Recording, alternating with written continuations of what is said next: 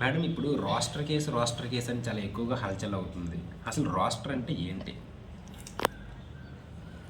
Roster అంటే per se అనుకుందాం, మీ నోటిఫికేషన్లో 100 సీట్లు 100 పోస్టులు రిలీజ్ చేశారు అనుకుందాం నోటిఫికేషన్.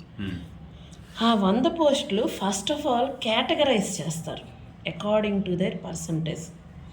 ఓకేనా? బీసీకి 29% ఉంది, ఎస్సీకి 15% ఉంది, ఎస్టీకి 6% ఉంది, ఈడబ్ల్యూఎస్కి 10% ఉంది. సో ఈ కేటగిరీస్ ప్రకారంగా ఆ సీట్స్ని అంటే 100 సీట్స్ అంటే 29 సీట్స్ ఫర్ బీసీ, 15% అంటే 15 seats for SC, 6% for ST అంటే 6 సీట్స్ ఫర్ ఎస్టీ, ఈడబ్ల్యూఎస్కి 10 సీట్లు కేటాయిస్తారు. ఇలా కేటాయింపు అయిపోయిన తర్వాత 29 + 15 ఎంత? 44 + 6 50 + 10 60 40 ఓసీకి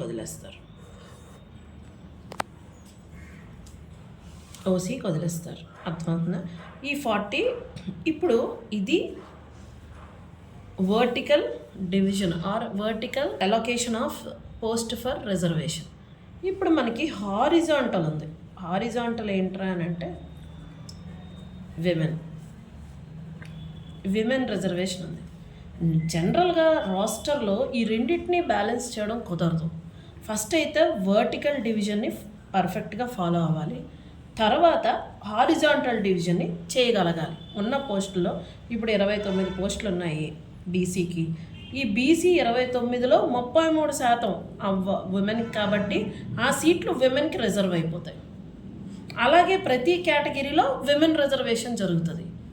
ఓకేనా? ఆ విధంగా టోటల్ విమెన్ పోస్టులు అంతా అన్నది మనకు తెలుస్తుంది. అది హారిజాంటల్ కేటగరైజేషన్.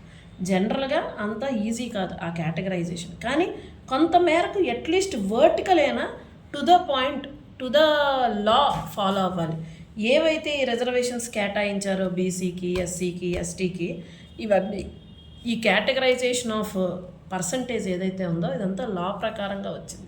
దాన్ని ఉల్లంఘించకూడదు. దాన్ని ఉల్లంఘిస్తే లాని ఉల్లంఘించినట్టే. ఈ రోస్టర్ కేసు అంత ప్రాముఖ్యత పొందింది. ఎందుకంటే రోస్టర్లో రోస్టర్లో చిన్న చిన్న తప్పులు, 1-2 తప్పులు దొరకడం సాధారణం. ఎందుకంటే అంత ఎగ్జాక్ట్గా ఎవరు డివైడ్ చేయలేరు. కానీ ఇక్కడ రోస్టర్లో చాలా చాలా డెప్త్, అంటే ఆ డిస్క్రిపెన్సీ అన్నది చాలా డెప్త్ ఉండడం వల్లే ఇది ఇంత హల్చల్ అవ్వడానికి కారణం. ఒక సీటు దగ్గర అటు ఇటు అయితే ఏమీ పోదు, కానీ అది ఒక 10 సీట్లు 20 సీట్ల దగ్గర జరిగితే అభ్యర్థి తన యొక్క అర్హతను కోల్పోతాడు.